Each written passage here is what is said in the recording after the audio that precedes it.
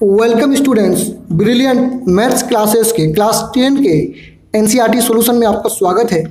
इस वीडियो में हम लोग प्रश्नावली 14.4 का प्रश्न क्रमांक 3 को हल करेंगे।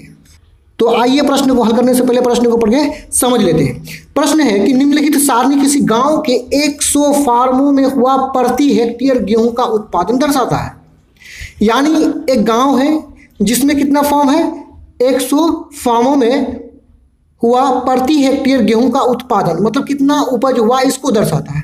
ये जो सारणी है ये इसी बात को इस सारणी में क्या दर्शाया गया है। तो चलिए नीचे इसको पढ़ लेते हैं। इसमें क्या लिखा हुआ है, इस बंटन को अधिक प्रकार के बंटन में बदलिए और फिर त्वरण खींचिए। यहाँ पे थोड़ा सा सावधान हो जाना है। इस बंटन को हमको बदलना है किस प्रकार के बंटन में, अधिक प्रकार के बंटन में। आप सिर्फ वीडियो में बने रहें, आपको प्रत्येक स्टेप को अच्छी तरीक़ा से समझाया जाएगा। तो आइए इसको हल करते हैं। प्रश्न 3 को हल करने के लिए हम लोग 3 कॉलम को ऊपर नीचे खींच लेंगे। पहला जो 2 कॉलम होगा इसको प्रश्न से हूबहू उतार लेंगे। यहाँ पे उत्पादन था और यहाँ फार्मों की संख्या, यानी दूसरा कॉलम को हम लोग एफ कहते हैं। इसको प्रश्न से हूबहू उतार लिए। अब हमें निकालना पड़ेगा संचयी बारंबारता। यहाँ पे देखने से ये पता चलता है कि हमें संचयी बारंबारता, अधिक प्रकार का संचयी बारंबारता को निकालना होगा। यानी जब हम लोग कम प्रकार के संचयी बारंबारता को निकाले थे तो उसको हम लोग ऊपर से जोड़े थे, लेकिन अधिक प्रकार का संचयी बारंबारता निकालने के लिए हमें नीचे से जोड़ना पड़ेगा। यानी पहला जो बारंबारता है 16, इसको हूबहू यहाँ पे हम लोग लिख लेंगे। 16 को 38 में जोड़ने पर प्राप्त होगा 54। फिर 54 को 24 में जोड़ते हैं तो जोड़ने पर 78। 78 को 12 में जोड़ेंगे, 12 में जोड़ करके यहाँ पे लिखते हैं तो जोड़ने पर यहाँ पे प्राप्त हो जाएगा 90। उसी प्रकार 90 को उसके अगला बारंबारता से जोड़ते हैं 8, 90 + 8 98, 98 + 2 100। इस प्रकार अधिक प्रकार के संचयी बारंबारता को निकालने के लिए हम लोग नीचे से जोड़ते हैं। इससे पहले प्रश्न 1 और 2 में हम लोग जो संचयी बारंबारता निकाले थे कम प्रकार का, उसमें ऊपर से जोड़ते हैं। तो अब हम क्या करते हैं, n का मान निकाल लेते हैं। n बराबर क्या होता है, बारंबारताओं का योगफल। यदि इन सभी बारंबारताओं को जोड़ेंगे तो हमें 100 प्राप्त होगा। संचयी बारंबारता को निकालने के बाद हमें निकालना होता है त्वरण बिंदु, उसके बाद ही हम त्वरण खींच पाएंगे। तो आइए संचयी बारंबारता के निकालने के बाद दूसरा जो स्टेप है इसमें हमें निकालना पड़ेगा त्वरण बिंदु। तो यहाँ पे लिखेंगे क्या, त्वरण बिंदुएं। त्वरण बिंदुएं। और त्वरण बिंदु कैसा होगा, त्वरण ये अधिक प्रकार का होगा। तो यहाँ पे लिख देंगे त्वरण जो है वो अधिक प्रकार का होगा। आइए त्वरण बिंदु को निकालते हैं।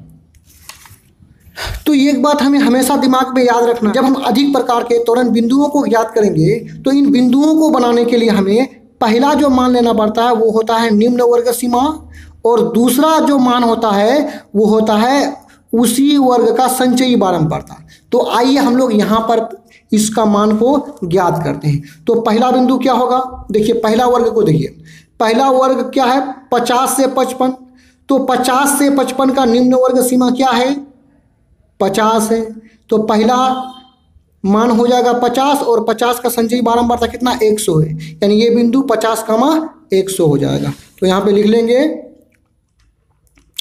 50, 100।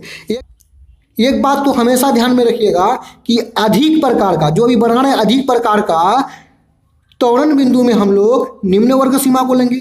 इससे पहले जो हम लोग कम प्रकार का त्वरण बिंदु निकाल रहे थे तो उसमें हम लोग लेंगे उच्च वर्ग सीमा को।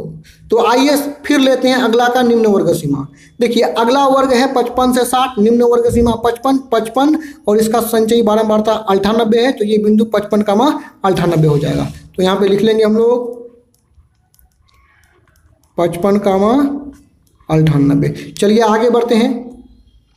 अगला है कितना, तीसरा वर्ग का निम्न वर्ग सीमा 60 और इसका संचयी बारंबारता 90, यानी 60 से 60, 90। अगला वर्ग क्या है, 65 से 70। तो निम्न वर्ग सीमा 65, 65 का कितना, 78, 65, 78। इसी प्रकार इस वर्ग में कितना हो जाएगा 70,54 निम्न वर्ग सीमा, यानी सॉरी यहाँ पे 70,54 निम्न वर्ग सीमा और उसका संचयी बारंबारता। फिर लास्ट वाला जो वर्ग है इसका निम्न वर्ग सीमा 75 है और इसके सामने संचयी बारंबारता 16 है, 16 को ले लिए। अब हमें त्वरण बिंदु तो ज्ञात हो गया, इन त्वरण बिंदुओं को हम लोग एक्स वाई तल पर खींच करके त्वरण को ज्ञात कर लेंगे। एक्स वाई तल को खींचने के लिए हमें एक एक्स अक्ष और एक वाई अक्ष खींचना होता है। आइए इन अक्षों को हम लोग खींचते हैं।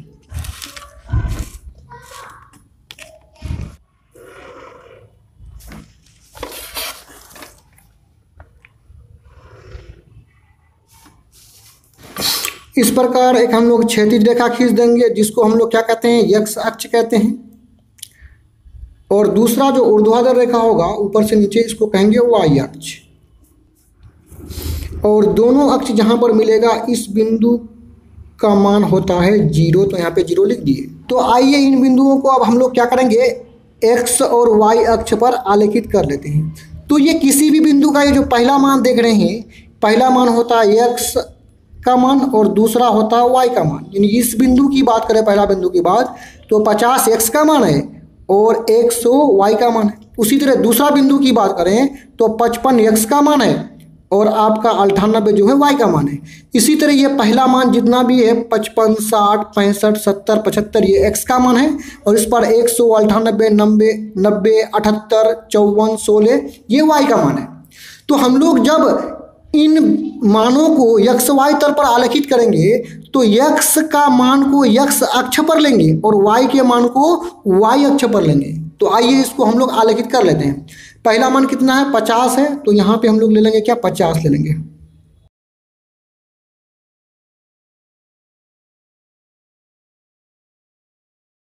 चलिए इसके बाद है नहीं, तो यहाँ पे हम लोग यहाँ तक लिख लिए। अब हमें क्या करना है, दूसरा जो मान होता है किसी बिंदु का वो होता है वाई का मान। तो इस वाई के मान को हम लोग वाई अक्ष पर आलेखित करते हैं। यदि हम वाई के मानों को देखेंगे तो इनके बीच निश्चित अंतराल नहीं है। जैसे 50 के बाद 55, 55 के बाद 60, 60 के बाद 65, यानी एक 5 के अंतराल से आगे बढ़ रहा था, इसलिए इन मानों को हमने 5 के अंतराल से यहाँ पे लिख लिया। लेकिन वाई का मान एक निश्चित अंतराल से आगे नहीं बढ़ रहा है। जैसे कि 100 से बाद है 98, तो 2 का अंतर है। 98 से 90 यानी 8 का अंतर हो गया। उसी तरह 90 से 78 अच्छा खासा अंतर हो रहा है। तो अंतर समान नहीं है इन संख्याओं के बीच। तो हम y के मान को जब हम y अक्ष पर निरूपित करते हैं तो हम एक निश्चित अंतराल लेकर के खींच लेते हैं। पहले तो 10 के अंतराल से हम लोग खींचते हैं। 10 यहाँ पे होगा बिंदु, दूसरा बिंदु को लेते हैं हम लोग 20, अगला बिंदु ले लेते हैं 30, 40, 50, 60, 70, 80, 90, 100। देखिए यहाँ 50 से 55, 55 से 60 5 का अंतर है, लेकिन यहाँ पे देखिए 0 से 50 काफ़ी बड़ा अंतर हो रहा है। तो हम लोग यहाँ पे इस प्रकार का एक चिन्ह को बना लेंगे। अब इन बिंदुओं को एक्स वाई तल पर आलेखित कर लेते हैं। तो पहला बिंदु को देखिए 50 से कितना है, पहला बिंदु देखिए 50 कामा 100 यानी x का मान है 50 और y का मान है 100। तो x का मान को x अक्ष पर देखते हैं हम लोग। देखिए x अक्ष पर 50 यहाँ पे मिल जाएगा हमें और y अक्ष पर 100 हमें कहाँ मिल जाएगा, यहाँ पे मिल जाएगा। यानी यहाँ से एक लंबवत डॉटेड रेखा खींचेंगे और यहाँ से एक लंबवत डॉटेड रेखा खींचेंगे। जहाँ दोनों मिलेगा वही बिंदु होगा ये बिंदु। तो चलिए खींचते हैं।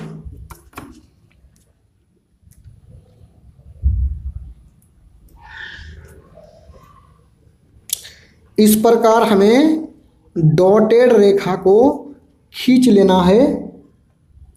ज़्यादा ऊंचाई तक नहीं, 100 तक ही जाना है। अब 100 से यहाँ से खींच लेते हैं हम लोग। जहाँ पे ये दोनों मिल जाएगा वही कहलाएगा बिंदु। यानी 50 कामा 100 बिंदु हमें यहाँ प्राप्त हुआ। अब दूसरा बिंदु को देखते हैं 55, 98। x का मान 55 यहाँ पे है, y का मान 98 कहाँ होगा, 100 से थोड़ा सा नीचे यहाँ पे होगा।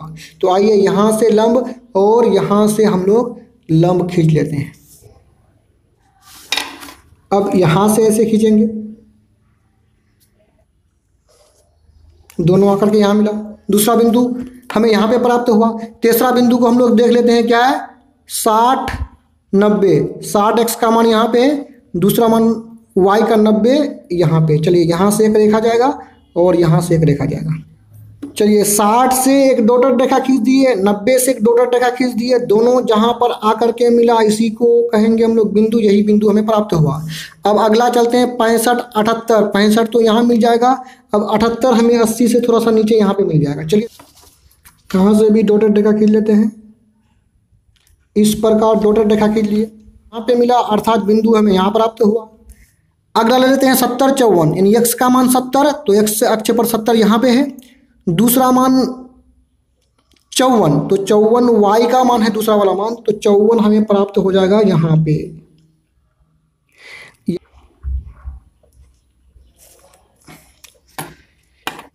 चलिए अंतिम बिंदु को खींच लेते हैं 75 16। पहला मान x का 75 यहाँ पे है, दूसरा वाला y का मान 16 कहाँ पे प्राप्त हो सकता है हमको, 16 यहाँ पे होगा।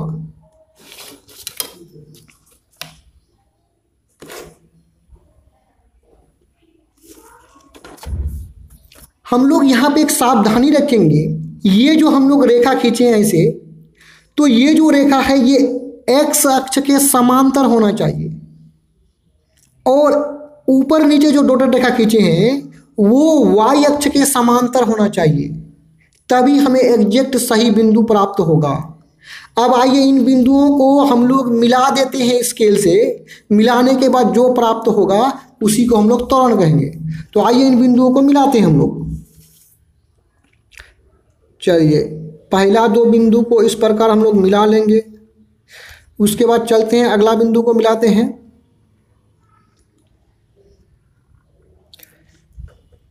इसको भी मिला लेते हैं।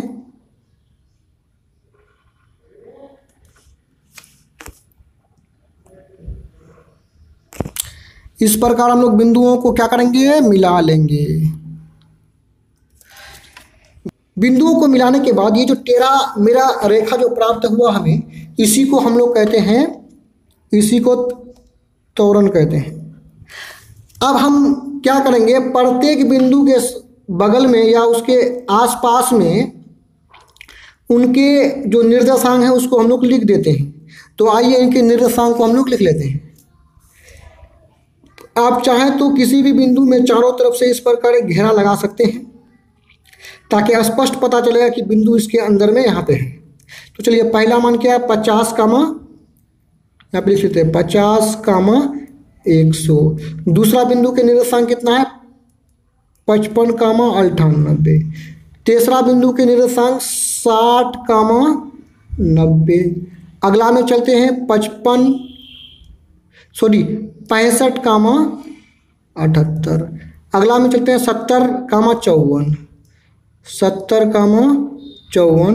और अंतिम जो बिंदु है वो है 75, 16। इस प्रकार हम लोग जो है त्वरण को ज्ञात कर लिए। ये जो आप देख रहे हैं 50, 55, 60, 65, 70, 75, ये बिंदुओं का ये जो है पहला वाला मान है, और बिंदुओं का ये पहला वाला मान जो है x का मान होता है। और x का मान निकालने के लिए हम लोग किसी भी वर्ग के निम्न वर्ग सीमा को लिए हैं। तो यहाँ पे लिख लेंगे कि ये 55, 60 सारा क्या है, निम्न वर्ग सीमा, और यहाँ पे हम लोग लिख देंगे निम्न वर्ग, यहाँ पे हम लोग लिख देंगे निम्न वर्ग सीमा, और इधर यहाँ पे लिख देंगे क्या, संचयी बारंबारता। क्योंकि किसी भी बिंदु में दूसरा वाला जो मान लिए हम लोग संचयी बारंबारता को लिए हैं, और संचयी बारंबारता को हम लोग इधर देखें तो यहाँ पे लिख लेते हैं संचयी बारंबारता। तो इस प्रकार संचयी बारंबारता लिख लिए और हमें ये वक्र प्राप्त हुआ। यदि इस तरह का और भी वीडियोस को देखना चाहते हैं तो आप हमारे चैनल के प्लेलिस्ट में जाकर के देख सकते हैं। वीडियो देखने के लिए आपका धन्यवाद।